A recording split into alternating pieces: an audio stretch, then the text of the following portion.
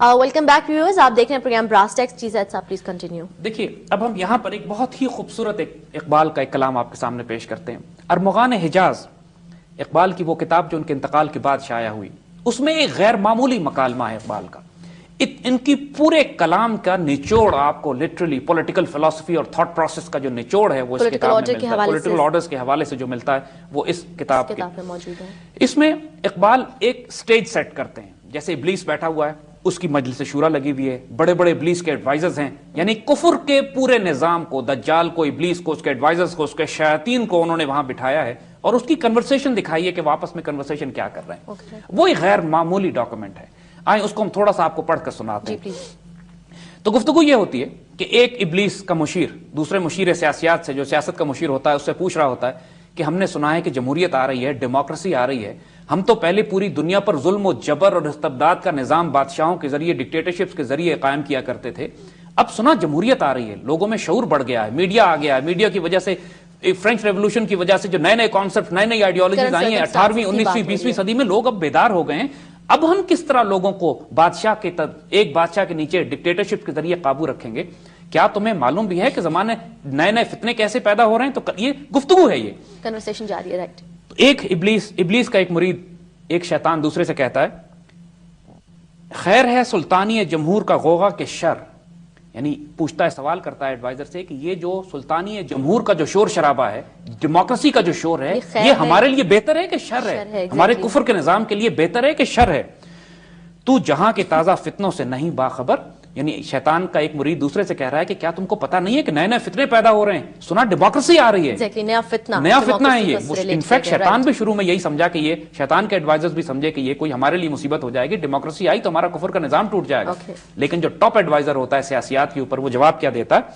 اور مسکرا کے جواب کیا دیتا ہے کہ ہاں میں ان تازہ فتنوں سے باخبر ہوں، یعنی ڈیموکریسی کا مجھے اچھی طرح معلوم ہے ہوں، مگر میری جہاں بینی بتاتی ہے مجھے، جو میں نے پوری دنیا کو دیکھا ہے، زمانے کو دیکھا ہے، یہ مجھے یہ بتا رہی ہے کہ جو ملوکیت کا ایک پرتو ہو اس سے کیا خطر، جو ڈکٹیٹرشپ کی ایک شکل ہو اس سے ہمیں ڈرنے کی کیا ضرورت ہے؟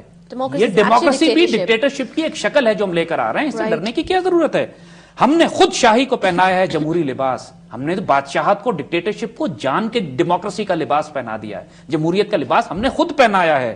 جب ذرا آدم ہوا خود شناس و خود نگر، جب انسان کو ذرا ہوش آیا، انسان ذرا لبرل ہوا، انسان کو ذرا میڈیا نے اویئرنیس دینی شروع کی، تو اس کو بیوقوف بنانے کے لیے ہم نے خود بادشاہت کو ڈیموکریسی کا لباس پہنا دیا ہے، جمہوری لباس پہنا دیا ہے. اور اصل بات یہ ہے کہ کاروبار شہریاری کی حقیقت اور ہے. جو دنیا میں آپ گورننس کرتے ہیں، جو حکومت چلاتے ہیں، اس کی ریالٹی اور ہوتی ہے، دیکھنے میں کچھ ہے، حقیقت میں کچھ ہے. یہ وجود امیر و سلطان پر نہیں منحصر. یہ جو گورنمنٹ ہے، گورننس ہے، جو نظام حکومت ہم چلا رہے ہیں، اس کا تعلق نہ بادشاہ پہ ہے نہ پریزیڈنٹ کے اوپر ہے. اصل میں تو سارا نظام ہم پیچھے سے چلاتے ہیں، چاہے فری میسونک کلٹس ہوں، چاہے وہ کمیونزم کے پیچھے ہوں یا کیپٹلزم کے پیچھے ہوں، ڈیموکریسی کے پیچھے ہوں، ہیں تو ہم یہودی ہیں تو ہمارا ہی نظام پیچھے جو دونوں طرف سے دونوں نظاموں کو کنٹرول کر رہا ہے.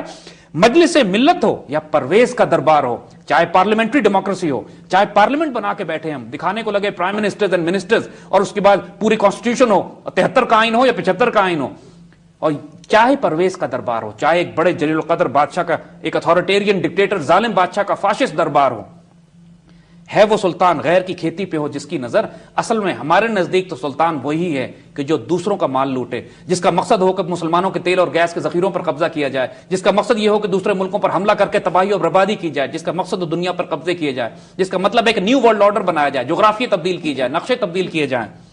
تو نے کیا دیکھا نہیں مغرب کا جمہوری نظام؟ خود یہ ایک شیطان دوسرے سے کہہ رہا ہے، کیا تو نے دیکھا نہیں مغرب کا جمہوری نظام؟ چہرہ روشن، اوپر سے چہرہ بہت روشن ہے، اندروں چنگیز سے تاریک تر. اس کا چہرہ تو تمہیں روشن نظر آتا ہے، لیکن اس کے باطن کو دیکھو، یہ چنگیز سے زیادہ تاریک ہے. اور یہ ابلیس کی مجلس شورا ہے جس میں ایک شیطان، چھوٹا شیطان، اپنے پولیٹیکل ایڈوائزر شیطان سے بات کر رہا ہے، اور وہ حقیقت کھول کے بتا رہا ہے کہ ہم نے یہ نظام قائم کیے تھے ڈیموکریسی اور ڈکٹیٹرشپ کے. جب انسان میں میڈیا کی وجہ سے کچھ اویئرنیس آئی، کچھ پڑھ لکھ گیا، وہ جدید دور آیا، technology I, communication I, media satellite telephone آئے، تو اس کو اندھا کرنے کے لیے ہم نے خود نئے فتنے ایجاد کیے، ہم نے خود بادشاہت کو، ڈکٹیٹرشپ کو جمہوریت کا نظام پہنچایا. اور جمہوریت جو دیکھنے میں چہرہ روشن تر نظر آتا ہے، جس نے اندھا کر دیا ہے، گونگا کر دیا، بہرا کر دیا تمام دنیا کے دانشوروں کو، حقیقت میں چنگیز سے تاریک تر. کیا اس کی مثال ہم نہیں دیکھتے ہیں کہ اسی ڈیموکریسی نے اسی یونائٹڈ نیشنز نے عراق پر حملہ کیا، 15 لاکھ مسلمان یہ شہید کر چکے ہیں، کس بے دردی سے 40 لاکھ مسلمان ہجرت کر چکے ہیں۔ افغانستان میں روس نے 15 لاکھ مسلمان شہید کیے، مسلمان کا خون تو لاکھوں میں بہاتے ہیں، سینکڑوں ہزاروں میں تو فگر کی بات نہیں ہے۔ انڈیا کس طرح جمہوریت کا سیکولرزم اور جمہوریت کے نام پر بدترین ظالم اور فیشسٹ حکومت جو انسانیت نے کبھی دیکھی ہو وہ انڈیا کی حکومت ہے، جہاں پہ دلیتس کے ساتھ، سکھوں کے ساتھ، مسلمانوں کے ساتھ، عیسائیوں کے ساتھ، نیکسلائٹس کے ساتھ جو سلوک ہو رہا ہے وہاں پہ، یہ سب جمہوری لباس ہیں، یہ سب جمہوریت کے نام پر ہو رہا ہے۔ جمہوریت کی جو قبا پہنائی گئی ہے شیطانوں نے۔ اب اقبال کے حوالے سے بات کرتے ہیں کہ یہاں پر اقبال پھر آلٹرنیٹ کیا دیتے ہیں مسلمانوں کو۔ اقبال نے ایک غیر معمولی نئی اصطلاح استعمال کی ہے جو کوئی دنیا کا دانشور جس پر بات نہیں کرتا ہے۔ انہوں نے روحانی جمہوریت کی بات کی ہے، اسپرچول ڈیموکریسی کی بات کی ہے، یا بیناولنٹ ڈکٹیٹرشپ کی بات کی ہے۔ دیکھیے ڈکٹیٹرشپ اور ڈیموکریسی کے درمیان ایک نیا راستہ نکالا ہے جس کو وہ خلافت بھی کہتے ہیں، جو ہماری مسلمانوں کی خلافت کا جو تصور ہے، جو نہ ڈکٹیٹرشپ ہے اور نہ ہی وہ ویسٹرن ڈیموکریسی ہے۔ آئیے اقبال کا شعر ہم یہاں آپ کو سناتے ہیں جو اس کے حوالے سے بات کرتے ہیں۔ خلافت بر مقام ما گواہی است، ہمارے مقام پر جو گواہی ہے وہ خلافت ہے۔ حرام است آنچہ برما بادشاہی است، خلافت کے مقام کے مقابلے میں بادشاہی وغیرہ ہم پر حرام ہے۔ ملوکیت ہما مکر است و نیران، جو ڈکٹیٹرشپ ہے، جو ملوکیت ہے، جو بادشاہتے ہیں، جو ظالم حکومتیں، یہ صرف فراڈ اور مکر ہیں اور کچھ بھی نہیں ہے۔ خلافت حفظ ناموس الہی است، جو خلافت ہے وہ اللہ سبحانہ و تعالیٰ کے دین کے ناموس کی حفاظت کرتی ہے۔ So انہوں نے جو alternate solution دیا that's خلافت۔ اقبال کے نزدیک جو آلٹرنیٹ ہے وہ اسپرچول ڈیموکریسی ہے، اور بیناولنٹ ڈکٹیٹرشپ دونوں ہے۔ کہ دیکھیے اسلام نے کوئی پابندی نہیں لگائی ہے کہ پولیٹیکل سسٹم کیا ہو، اس کا مقصد یہ ہے کہ انسانیت پر عدل قائم ہو، شریعت نافذ ہو، محبت اور پیار کا نظام ہو، مائنورٹیز اور اللہ کی مخلوق اور جانور اور پرندے تک اس نظام میں امن اور سکون اور محبت اور پیار کے ساتھ رہیں۔ مسلمانوں نے یہ نظام بہت قائم کیے ہیں دنیا میں۔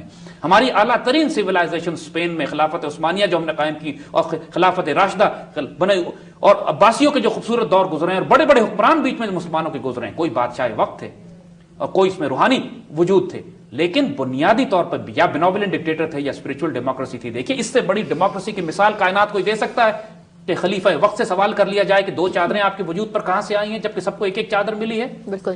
اس سے بڑی کوئی بیناولنٹ ڈکٹیٹرشپ ہو سکتی ہے کہ مصر اور شام کا سلطان جو صلیبیوں سے پوری دنیا میں لڑ رہا ہو، ایک کافر عورت کے بچے کے لیے آنسوؤں سے روئے صلاح الدین ایوبی اور اس بچے کو لا کے ان کو دے دے؟ یہ کوئی ظالم بادشاہ تھے؟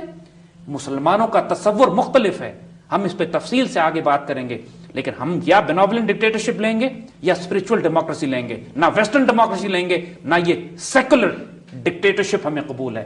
اسلام کا پیغام وہی ہے جو اقبال لے کر آئے۔ بہت شکریہ زید صاحب، میرے خیال سے آج جس تفصیل سے ہم نے بات کی اسپرچول ڈیموکریسی اور بیناولنٹ ڈکٹیٹرشپ کے حوالے سے، ہمارے ویورز یقیناً اقبال کو اس حوالے سے بھی جان پائیں گے کہ ان کا پولیٹیکل آرڈر کے بارے میں کیا انالیسس تھا۔ انشاءاللہ اگلے پروگرامز میں ہم اپنی گفتگو کا سلسلہ جاری رکھیں گے، تب تک کے لیے اجازت دیجیے گا، اللہ حافظ۔